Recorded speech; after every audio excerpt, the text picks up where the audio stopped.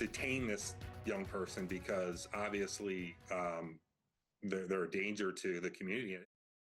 Tonight, there are several unanswered questions about DJS policies regarding repeat young offenders and ankle monitors. This comes after a 13-year-old with an extensive history is back in custody. Good evening, everybody. Thank you for staying with us. I'm Mary Bubala. Fox 45's Mackenzie Frost questioned DJS leadership and shares the latest details.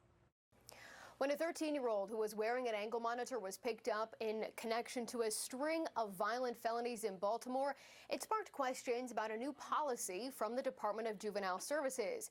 Well, now we're pressing the agency to find out if that policy applied to this teen who had a history of 18 prior arrests for violent offenses.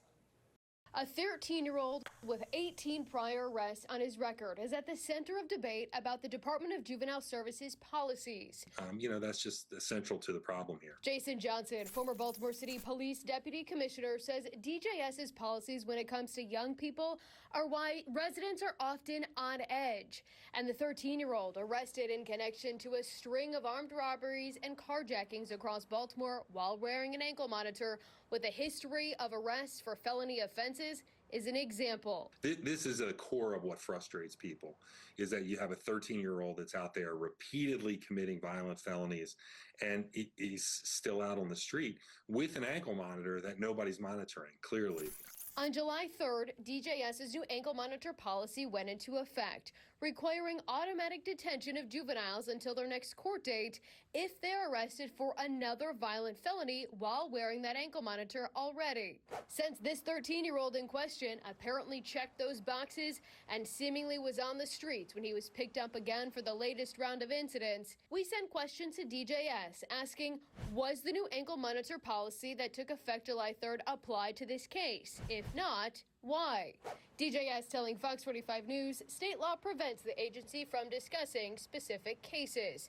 So no answers. Meanwhile, It seems that a lot of the crime problems that persist in Baltimore really have to do with young people. BPD crime statistics are driven by incident reports, and right now, the data shows a drop in homicides and non-fatal shootings.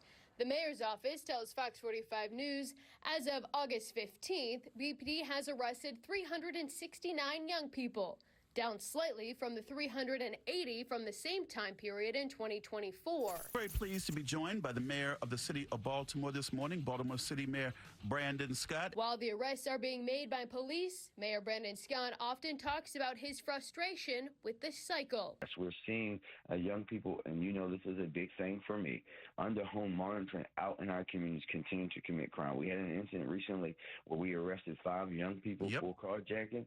3 out of the 5 were on home monitoring. And before I had been screaming to high holy hell for about 6 years now about home monitoring and how we need to pass some new laws and things, how we need to get this under control. And that comes back to the policies and implementation at the Department of Juvenile Services.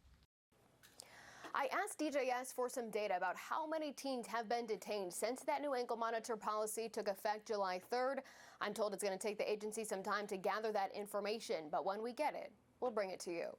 In the newsroom, Mackenzie Frost, Fox 45 News. I'm Mary Bubala. Thank you for watching. Here's another video for you to watch. Also take some time to subscribe to our YouTube channel.